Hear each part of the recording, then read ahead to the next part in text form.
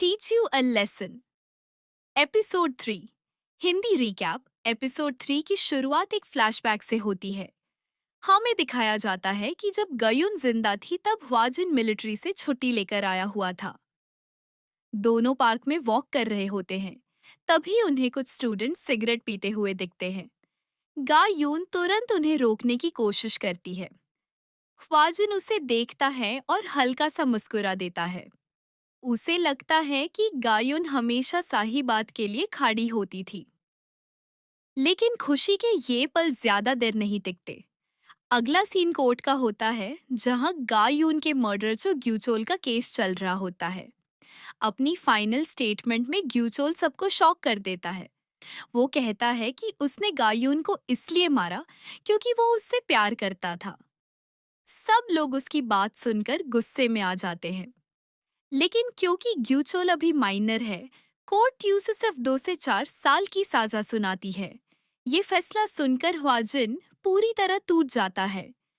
Court के बाहर वो गुस्से में ग्यूचोल को गाड़ी से मारने की कोशिश करता है। लेकिन उसी वक्त गैंग सियोक अपनी कार उसकी गाड़ी से टकरा देता है और उसे रोक लेता है। बाद में गैंग सियोक उसे अलग ले जाकर समझाता है। वो कहता है कि अगर सिस्टम गलत है तो उसे बदलना पड़ेगा। गैंग सीईओ ख्वाजिन को अपना प्लान बताता है। वो एजुकेशन मिनिस्टर बान के बाद एक स्पेशल ब्यूरो बनाना चाहता है जो स्कूल्स में होने वाले बुलिंग और इनजस्टिस के खिलाफ काम करेगा। इसी प्लान से ईआरपीबी की शुरुआत होती है। अब कहानी वापस प्रेजेंट में आ जाती है। ह्वाजिन, गेंग सियोक और ग्यूनदे एक नए केस के बारे में बात कर रहे होते हैं। ये केस सोएन गर्ल्स स्कूल का होता है। एक टीचर ने सुसाइड कर लिया था क्योंकि उस पर एक स्टूडेंट के साथ सेक्सुअल असॉल्ट का इल्जाम लगा था। ख्वाजिन का मानना होता है कि बिना इन्वेस्टिगेशन के ही सबने टीचर को गिल्टी मान लिया। गौंदे बताता है कि जिस स्टूडेंट ने ये इल्जाम लगाया था उसका नाम हनियेरी है और सोशल मीडिया पर उसके लगभग 6 लाख फॉलोअर्स हैं। फिर हमें एक फ्लैशबैक दिखाया जाता है। येरी क्लास में लाइव स्ट्रीम कर रही होती है। तब उसकी teacher miss Jung Seonyoung use phone ban करने के लिए कहती है। येरी को ये बात बिल्कुल पसंद नहीं आती। बदला लेने के लिए वो एक वीडियो एडिट करती है। उस वीडियो में मिस जंग एक स्टूडेंट के बालों से च्युइंग गम निकाल रही होती है। लेकिन येरी उस वीडियो को ऐसे एडिट करती है कि देखने वालों को लगे टीचर उस स्टूडेंट को परेशान कर रही है। वीडियो देखते ही लोग मिस्टर जंग को बुरा कहना शुरू कर देते हैं। स्कूल के एक और टीचर मिस्टर को येंगसू येरी को समझाने की कोशिश करते हैं। वो कहते हैं कि वीडियो डिलीट कर दो। लेकिन येरी उल्टा एक और वीडियो अपलोड कर देती है। इस बार वो मिस्टर को पर सेक्सुअल हैरेसमेंट का इल्जाम लगा देती है। ये वीडियो भी वायरल हो जाता है। मिस्टर को स्कूल छोड़ना पड़ता है। ऑनलाइन लोग उनकी वाइफ तक को परेशान करने लगते हैं। हर तरफ से मिल रहे प्रेशर की वजह से मिस्टर को अपनी जान दे देते हैं। ये सच में बहुत ही हार्ट ब्रेकिंग मोमेंट होता है। इधर मिस जंग जब येरी से बात करने की कोशिश करती है तो येरी फिर से नाटक शुरू कर देती है। वो प्रिटेंड करती है कि मिस्टर को ने उसके साथ गलत किया था और साथ ही लाइव स्ट्रीम भी चालू कर देती है। अब मिस जंग भी लोगों के निशाने पर आ जाती है। प्रिंसिपल येरी से दोनों वीडियोस डिलीट करने की रिक्वेस्ट करता है। बदले में वो उसके इन्फ्लुएंसर करियर में सपोर्ट करने का प्रॉमिस करता है। लेकिन येरी एक अजीब डिमांड रखती है। वो कहती है कि मिस जुंग को ही उनकी क्लास का होमरूम टीचर बना दिया जाए। प्रेजेंट में ह्वाजिन गैंगस्योक को बताता है कि उसने एक नई मेंबर रिक्रूट की है। उसका नाम है इमहान रिम। हान रिम पहले मिलिट्री में थी और काफी स्ट्रिक्ट नेचर की है। स्कूल पहुंचते ही हानरिम नोटिस कर लेती है कि स्टूडेंट्स मिस जंग की इज्जत नहीं करते। येरी उसके सामने भी लाइव स्ट्रीम करने लगती है। हानरिम यूज रोकने के लिए कहती है, लेकिन येरी एटीट्यूड दिखाती है। तब हानरिम गुस्से में उसका फोन तोड़ देती है।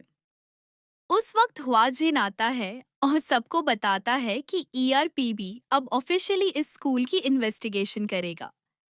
स्कूल में कैमरे लगाए जाते हैं। मॉनिटरिंग सिस्टम इंस्टॉल होता है। हानरिम स्टूडेंट्स के फोन्स कॉन्फिस्केट कर लेती है और गोंदे की मदद से उनके छुपे हुए फोन्स भी ढूंढ निकाले जाते हैं। दूसरी तरफ हुआ जिन टीचर्स से कहता है कि अगर स्टूडेंट्स उन्हें परेशान करते हैं तो सच सच बताएं, लेकिन प्रिंसिपल कहता है कि स्कूल में ऐसा कुछ नहीं होता। फिर भी हुआ जिन टीचर्स को एनकरेज करता है कि वो ईआरपीबी पर भरोसा करे।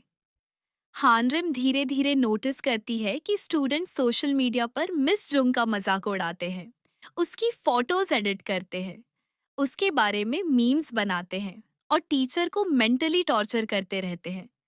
हानरिम ये सब देखकर स्टूडेंट्स को पनिशमेंट देती है। अब स्टूडेंट्स भी येरी पर डाउट करना शुरू कर देते हैं।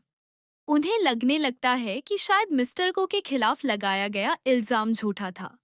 येरी को ये बात बिल्कुल पसंद नहीं आती। वो सोचती है कि किसी भी तरह ईआरपीबी को अपने रास्ते से हटाना होगा। उधर मिस जंग पूरी तरह टूट चुकी होती है। वो रिजाइन करने का फैसला करती है। एक दोस्त से ट्यूशन का काम मांगती है, लेकिन उसकी दोस्त रूमर्स की वजह से उसे इनडायरेक्टली मना कर देती है। मिस जंग को लगता है कि अब उसके पास कुछ नहीं बचा।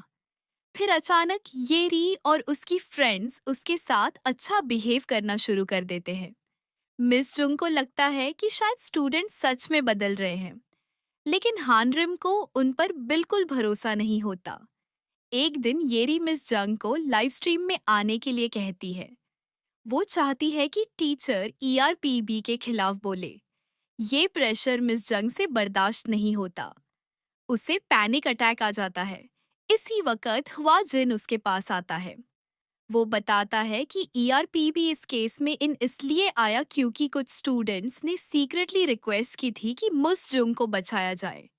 ये बात सुनकर मुसजुंग इमोशनल हो जाती है। वाजिन उस समझता है कि हर स्टूडेंट बुरा नहीं होता। कुछ स्टूडेंट्स आज भी उसकी परवाह करते हैं। अगले दिन मुसजुंग खुद को संभाल लेती है। वो क्लास में जाती है और येरी को बोर्ड पर मैथ्स का क्वेश्चन सॉल्व करने के लिए बुलाती है। जब येरी सॉल्व नहीं कर पाती तो मिम्स जुंग उसके हाथ पर रूलर से मरकर पनिशमेंट देती है और कहती है कि अब वो किसी से नहीं डरेगी। वो क्लास खत्म करने से भी मना कर देती है जब तक येरी क्वेश्चन सॉल्व नहीं करती। हनरिम ये देखकर बहुत खुश होती है, लेकिन येरी अब भी नहीं सुधरती। वो सोशल मीडिया का इस्तेमाल करके फिर से ड्रामा करने की कोशिश करती है, लेकिन ग्यूनदे उसका अकाउंट डिलीट कर देता है। सिर्फ इतना ही नहीं, वो एक ऐसा वीडियो अपलोड करता है जिसमें साफ दिख रहा होता है कि येरी ने मिस्टर को के खिलाफ झूठा इल्जाम लगाया था। अब पूरी दुनिया को सच पता चल जाता है। येरी की इमेज एक पाल में बर्बाद हो जाती है। गुस्से में वो नाइफ लेकर मुसजुंग के घर पहुंच जाती है। वो टीचर को धमकी देती है और कहती है कि वो उसे मार देगी। दोनों के बीच स्ट्रगल शुरू हो जाता है।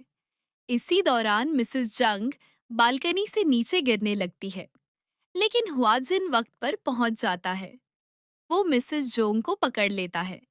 दोनों नीचे गिरते हैं, पर हुआजिन अपनी जान की परवाह किए बिना मिसेस जोंग की जान बचा लेता है। हानरिम भी तुरंत पहुंच जाती है। वो येरी को नाइफ छोड़ने के लिए कहती है, लेकिन येरी मना कर देती है। तब हानरिम अपने हाथ से ब्लेड पकड़ लेती है। उसके हाथ से खून बहने लगता है। वो येरी से कहती है कि मर जाना आसान होता है, असली सजा अपनी गलतियों के साथ जिंदा रहना है। बाद में ग्यूंदे हानरिम के हाथ पर पट्टी बांधता है। हवाजुन भी जख्मी होता है, लेकिन वो ठीक होता नजर आता है। अगले दिन गंगसियो केस का रिजल्ट अनाउंस करता है और बताता है कि अब ईआरपीबी स्टूडेंट्स के सोशल मीडिया अकाउंट्स पर भी नजर रखेगा। लेकिन एक नई प्रॉब्लम उनका इंतजार कर रही होती है। गांगस्योक के पॉलिटिकल ओपोनेंट्स प्रेस कॉन्फ्रेंस की तैयारी कर रहे होते हैं। वो सबके सामने ये साबित करना चाहते हैं कि ईआरपीबी सिर्फ गायून की मौत का बदला लेने के लिए बनाया गया है।